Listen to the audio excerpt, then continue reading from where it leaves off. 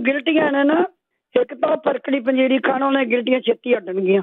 ਇੱਕ ਕਾਲੀ ਮਿਰਚ ਤੇ ਨਮਕ ਪਾ ਕੇ ਐਲੋਵੇਰਾ ਦਾ ਘਿਓ ਚ ਭੁੰਨ ਕੇ ਨਾ ਉਹ ਕੜਛੀ ਕੋ ਖਾ ਲੈਣ ਕਰਨ। ਇਹ ਮੈਂ ਕਈਆਂ ਨੂੰ ਬਹੁਤ ਹਟੀਆਂ ਨੇ ਇਹਦੇ ਨਾਲ। ਇਹ ਗਿਲਟੀਆਂ ਜਿਹੜੀਆਂ ਨਾ ਉਹ ਹਲਦੀ, ਜੈਫਲ, ਦਾਲਚੀਨੀ, ਸੁੰਡ, ਜਵੈਣ, ਕਾਲੀ ਮਿਰਚ, ਸੌਂਫ ਕੁੱਟ ਕੇ ਨਾ ਤੇ ਚਮਚੇ ਦਾ ਤੀਜਾ ਹਿੱਸਾ ਸਵੇਰੇ ਤੇ ਤੀਜਾ ਹਿੱਸਾ ਸ਼ਾਮ ਨੂੰ ਲੈਣ ਤੋਂ ਉਹਨਾਂ ਦੀ ਗਿਲਟੀਆਂ ਹਟ ਜਾਣਗੀਆਂ। ਤੇ ਕੋਈ ਮੁੰਡਾ ਬੋਲੇ ਸੀ ਮੇਰੀ ਮੰਮੀ ਚੱਕਰ ਆਣੇ, ਸੌਖਾ ਜਿਹਾ ਕੰਮ ਹੈ। ਸੁੱਕੇ ਔਲੇ ਤੇ ਸੁੱਕਾ ਧਨੀਆ ਰਾਤੀ ਚਮਚਾ ਚਮਚਾ ਪਾ ਕੇ ਗਲਾਸ ਭਰ ਕੇ ਭਿਓ ਦਿਓ ਪਾਣੀ 'ਚ ਤੇ ਸਵੇਰੇ ਉਹਨੂੰ ਪੁਣ ਕੇ ਮਿੱਧ ਕੇ ਪੀਓ, ਚੱਕਰ ਹਟ ਜਾਣਗੇ।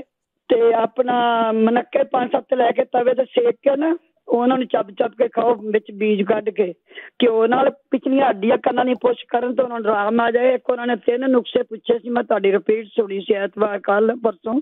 ਉਹਨਾਂ ਕਿਹਾ ਸੀ ਮੈਨੂੰ ਡਿਪਰੈਸ਼ਨ ਹੈ, ਉਹਨਾਂ ਕਿਹਾ ਸੀ ਮੇਰੀਆਂ ਹਰਨੀਆਂ ਨੇ, ਉਹਨਾਂ ਕਿਹਾ ਸੀ ਮੇਰੀ ਮਾਈਗ੍ਰੇਨ ਹੈ। ਤੇ ਮੈਂ 3 ਨੁਸਖੇ ਲਿਖੇ ਸੀ ਤੇ ਮੈਂ ਬੋਲ ਦਿੰਦੀ ਹਾਂ।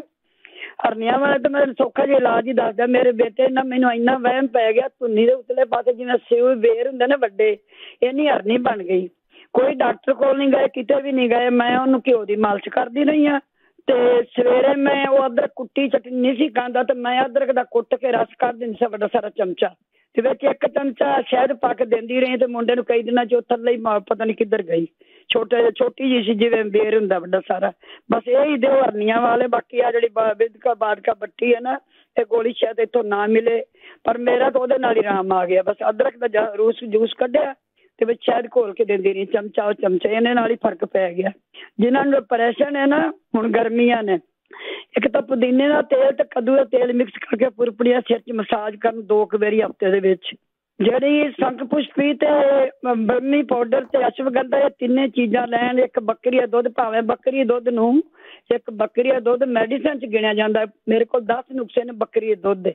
ਬੱਕਰੀ ਦੇ ਦੁੱਧ ਨੂੰ ਸੌਂਫ ਇਲਾਚੀ ਪਾ ਕੇ ਉਬਾਲ ਕੇ ਨਾ ਉਹਦੇ ਨਾਲ ਹੀ ਲੈ ਲੈਣ ਕਰ ਬਰਮੀ ਪਾਊਡਰ, ਅਸ਼ਵਗੰਧਾ, ਸੰਖ ਪੁਸ਼ਪੀ ਤੇ ਇਹ 50-50 ਗ੍ਰਾਮ ਇਹ ਤਿੰਨੇ ਚੀਜ਼ਾਂ ਹੀ। ਤੇ ਭਾਵੇਂ ਕਿੰਨੀਆਂ ਵੀ 100 ਲੈ ਕੇ ਰਲਾ ਕੇ ਰੱਖ ਲੈਣ ਤੇ ਰਾਤ ਨੂੰ 1 ਚਮਚਾ ਛੋਟਾ ਦੁੱਧ ਨਾਲ ਲੈ ਲੈਣ, ਭਾਵੇਂ ਬੱਕਰੀ ਦੁੱਧ ਨੂੰ ਗਰਮ ਕਰਕੇ ਲੈ ਲੈਣ। ਉਹਨਾਂ ਨੂੰ ਬੜੀ ਛੇਤੀ ਆਰਾਮ ਆਵੇਗਾ। ਮੈਂ ਵਰਤਦੀ ਰਹੀ ਹਾਂ ਅੱਗੇ ਇਹ ਚੀਜ਼ਾਂ। ਤੇ ਇਹ ਕਰਨੀਆਂ ਵਾਲਾ ਤੁਹਾਨੂੰ ਮੈਂ ਦੱਸ ਦਿੱਤਾ ਹੈ। ਤੇ ਇੱਕ ਆ ਜਿਹੜੀ ਮਾਈਗ੍ਰੇਨ ਵਾਲਾ, ਇਹ ਮੈਂ ਤੁਹਾਨੂੰ ਦੱਸ ਦਿੰਦੀ ਹਾਂ। ਐਂ ਕਰਨਾ, 150 ਗ੍ਰਾਮ ਬਦਾਮ ਪਾ ਲੈਣ, 100 ਗ੍ਰਾਮ ਖਸਖਸ ਪਾ ਲੈਣ, 100 ਗ੍ਰਾਮ ਖੀਰੇ ਦੇ ਬੀਜ ਨਹੀਂ ਮਿਲਦੇ ਚਾਰੇ ਮਗਜੀ ਪਾ ਲੈਣ, ਕਾਲੀਆਂ ਮਿਰਚਾਂ 25 ਗ੍ਰਾਮ ਪਾ ਲੈਣ। ਤੇ ਇਹਨਾਂ ਨੂੰ ਥੋੜਾ ਜਿਹਾ ਘਿਓ ਉਬਾਲ ਕੇ ਨਾ ਤੇ ਪਾ ਕੇ ਖਸਖਸ ਵੱਖਰੀ ਕਰ ਲੈਣ, ਪਾ ਕੇ ਬਾਹਰ ਕੱਢ ਲੈਣ, ਤੜਕਾ ਹੀ ਲਾਉਣਾ ਬਸ। ਪੀਸ ਕੇ ਥੋੜਾ ਜਿਹਾ ਸ਼ਹਿਦ ਪਾ ਕੇ ਤੇ ਉਹਦੀ ਗੋਲੀਆਂ ਵਟਣ ਮੋਟੀਆਂ ਮੋਟੀਆਂ, ਵਾਵਾ ਛੋਲੇ ਚਿੱਟੇ ਜੇ ਦਾਣੇ ਨਾਲ ਮੋਟੀ। ਰਾਤ ਨੂੰ ਦੁੱਧ ਨਾਲ ਲੈਣ। ਇੱਕ ਕਹਿ ਨੇ ਮਾਈਗ੍ਰੇਨ ਦਾ ਤਰ ਉੱਡ ਜਾਣਾ ਹੈ। ਦੂਜਾ ਹੈਗਾ, ਜਦੋਂ ਸਿਰ ਦਰਦ ਹੁੰਦੀ ਹੈ ਨਾ, ਤਵਾ ਗਰਮ ਕਰਕੇ ਉੱਤੇ ਜਵੈਣ ਤੇ ਥੋੜੀ ਜਿਹੀ ਕਾਲੀਆਂ ਮਿਰਚਾਂ ਪਾ ਕੇ ਧੂੰਆਂ ਲੈਣ ਤੇ ਧੁੰਨੀ 'ਚ ਤੇਲ ਪਾਉਣ ਤੇ ਪੈਰਾਂ 'ਚ ਤਲੀਆਂ ਤੇਲ ਮਲਣ ਤੇ ਉਹਨਾਂ ਨੂੰ ਬੜੀ ਛੇਤੀ ਆਰਾਮ ਆ ਜਾਏਗਾ। ਜਿਨ੍ਹਾਂ ਦੇ ਅਸੀਂ ਨਾ ਹਲਦੇ ਨੇ ਸ਼ਰਾਬ ਤੋਂ, ਉਹਨਾਂ ਨੂੰ ਨਾ ਚੁਕੰਦਰ, ਹਰਾ ਸੇਬ, ਗਾਜਰਾਂ, ਅਨਾਰ, ਪਾਲਕ ਦੇ ਪੱਤੇ, ਇਹਦਾ ਜੂਸ ਉਹਨੂੰ ਦੇਣ। ਉਹਨੂੰ ਉਹ ਜਿਵੇਂ ਸ਼ੌਕ ਲੱਗ ਜਾਂਦਾ ਨਾ ਕਿਸੇ ਚੀਜ਼ ਦਾ, ਉਹ ਲੱਗ ਗਿਆ। ਹੁਣ ਗਰਮੀਆਂ ਤਾਂ ਆ ਗਈਆਂ ਨੇ, ਉਹਨੂੰ ਬੜਾ ਜ਼ਰੂਰੀ ਚਾਹੀਦਾ।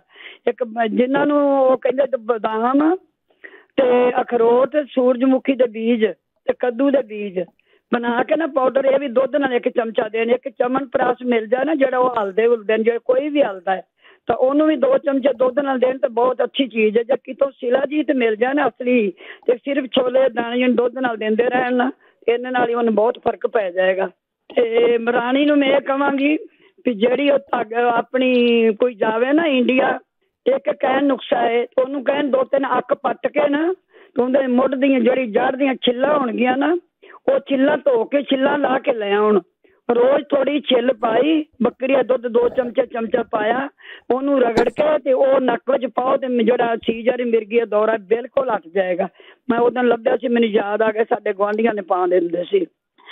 ਇੱਕ ਮੈਂ ਉਹਨੂੰ ਦੱਸਣ ਲੱਗੀ ਸਾਂ ਵੀ ਜਿਹੜੀ ਉਹ ਦੱਸਦੀ ਸੀ ਨਾ ਕੁੜੀ ਆਪਣੀ, ਇੱਥੇ ਮੈਂ ਲਿਖਿਆ ਸੀ ਹੁਣੇ ਇਹਦੇ ਉੱਤੇ, ਇੱਕ ਕਾਲਾ ਜਿਹੜਾ ਪੀਲੀਆ ਹੈ ਨਾ, ਕਾਲਾ ਆਪਣਾ ਮੋਤੀਆ, ਚਿੱਟਾ ਮੋਤੀਆ, ਇੱਕ ਸ਼ਰਤੀਆ ਇਲਾਜ ਹੈ। ਜੇ ਕੋਈ ਇੰਡੀਆ ਤੋਂ ਆਉਂਦਾ ਹੈ ਉਹਨਾਂ ਦਾ, ਤਾਂ ਅੱਜ ਕੱਲ੍ਹ ਪੱਤੇ ਹੁੰਦੇ ਨੇ ਸ਼ਰੀਂ ਦੇ ਪੱਤੇ, ਤੇ ਉਹਨਾਂ ਦਾ ਜੂਸ ਕੱਢ ਕੇ ਸ਼ੀਸ਼ੀ ਪਾ ਕੇ ਲੈ ਆਉਣ ਤੇ ਕੱਪੜੇ ਧੋਣ ਵਾਲਾ ਸੋਡਾ ਥੋੜਾ ਜਿਹਾ ਲੈ ਆਉਣ। 3 ਚਮਚਾ 4 ਚਮਚੇ ਐਲੋਵੇਰਾ ਪਾਣੀ ਉਬਲਿਆ ਠੰਡਾ ਕਰਕੇ ਪੁਣ ਲੈਣ। 1 ਚਮਚਾ ਸ਼ਰੀਂ ਦਾ ਪਾਣੀ ਪਾਉਣਾ, 1 ਚਮਚਾ ਸ਼ਹਿਦ ਪਾਉਣਾ ਹੈ ਤੇ 4 ਚੌਲ ਜਿੰਨੀ ਵਿੱਚ ਸੋਡਾ ਘੋਲ ਲੈਣ। 2 ਟਾਈਮ ਪਾਉਂਦੇ ਰਹਿਣ ਉਹਨਾਂ ਦੇ ਬਿਲਕੁਲ ਆਰਾਮ ਆ ਜਾਏਗਾ ਜਿਵੇਂ ਵੀ ਮੁੜ ਕੇ ਹੋਣਾ ਹੀ ਨਹੀਂ। ਮੇਰੇ ਭਾਂਜੇ ਨੇ ਮੈਂ ਦੱਸਿਆ ਸੀ ਉਹ ਪਾਉਂਦਾ ਰਿਹਾ ਤਾਂ ਉਹਨੂੰ ਆਰਾਮ ਆ ਗਿਆ।